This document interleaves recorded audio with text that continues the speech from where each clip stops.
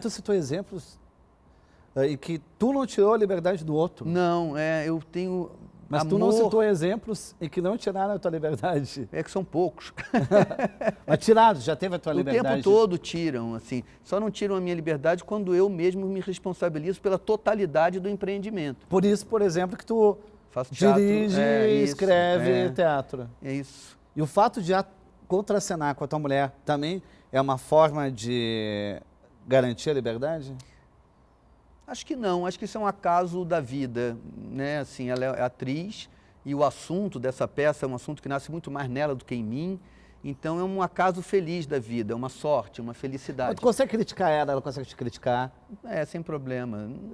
Não, ali pro palco. Sem problema algum. É sem, uma relação... sem gerar nenhuma DR? Não, a gente já é muito adulto, né? Assim, a gente casou já mais velho, todo mundo já tinha uma vida pregressa, tinha filhos. Então é um outro momento da vida, né? Agora, eu trabalhei com outras atrizes, com outros atores, e sempre busquei uma relação de igualdade, uma relação de liberdade. Eu trabalhei 15 anos com a Guta, fazendo A Grande Família, e desenvolvi com a Guta uma relação muito livre, de muita confiança e tudo, sabe? Eu realmente acho que a liberdade faz falta ao mundo criativo. A liberdade é improvisar a máquina, é isso?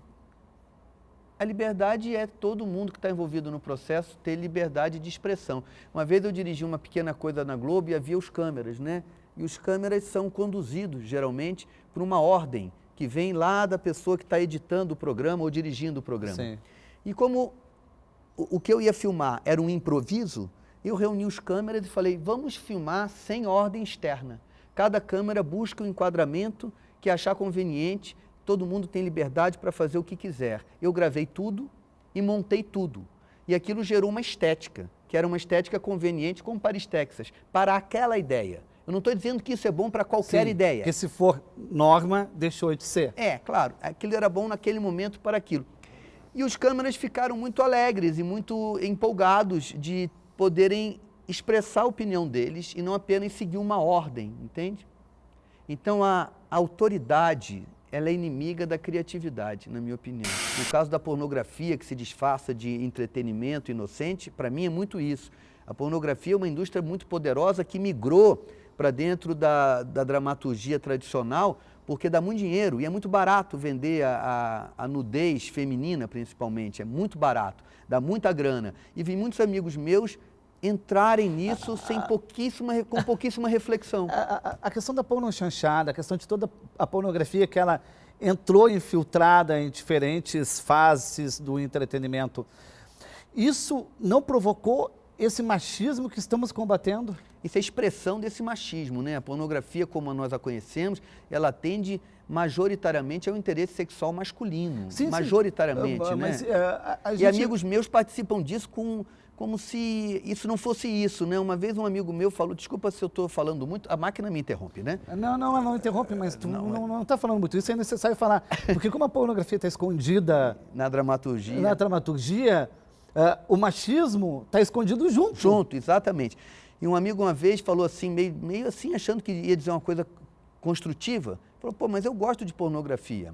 Ao que ele recebeu a resposta de uma colega, dizendo assim, não, tudo bem, é claro que as pessoas gostam de pornografia, faz parte da imperfeição do nosso sistema e é um compensador para muitas coisas. No entanto, custa a vida de uma pessoa. Entendeu? Custa a vida daquela moça que está lá, porque não é ela que está ganhando dinheiro com aquilo. Quem está ganhando dinheiro com a pornografia é um empresário vestido, sentado no escritório. E muito dinheiro, e não é pouco. Aí a gente tem que ter um pouco a consciência, digamos assim, crítica do tempo que a gente vive. Sinto a nossa geração muito apática na sua crítica intelectual ao momento, sabe? Assim, como assim tem que ter intervalo comercial? Como assim? Ninguém mais fala isso. Eu lembro quando eu entrei na televisão, a gente escrevia e, que droga, tem que parar aqui para o intervalo comercial. Aí daqui a pouco, não. É bom ter o intervalo, primeiro bloco, para, intervalo, segundo bloco. Você passa a pensar de 10 em 10 minutos. Esse filme que eu gosto, ele não é pensado em unidades de 10 minutos, porque ele não é interrompido por uma outra mensagem. Ok, é uma realidade econômica, tudo bem, eu não estou dizendo que existe um mundo melhor, mas se a gente achar que esse mundo não pode ser melhorado, nunca haverá um mundo melhor. Vamos sempre, então, agora vamos fazer narrativas de 10 em 10 minutos. Isso segue para a educação, para a corrupção, segue para tudo. A nossa geração é uma geração apática. O meu avô de pai e de mãe era um homem com uma imensa sabedoria espontânea, não era um intelectual.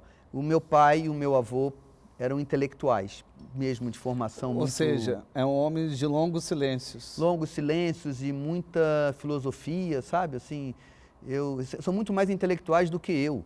Eu absorvi aquela inquietação intelectual. Acho que isso foi muito bom para mim. Eu sempre sofro muito mais para interromper um silêncio do que interromper alguém falando. O silêncio é mais denso. Muito mais denso. Tu fica ali... Porque falar qualquer besteira, né? As filosofias orientais, né, as religiões orientais cultivam muito a arte do silêncio, né? Eu adoraria ser mais quieto, acho que eu estou mais... Você fala muito? Muito, muito, porque eu tenho um receio. Do silêncio, né? Do silêncio. Você ouve música no carro? Escuto. O silêncio é um encontro inevitável consigo mesmo, né? Até dormindo eu ronco, então nem dormindo eu fico em silêncio.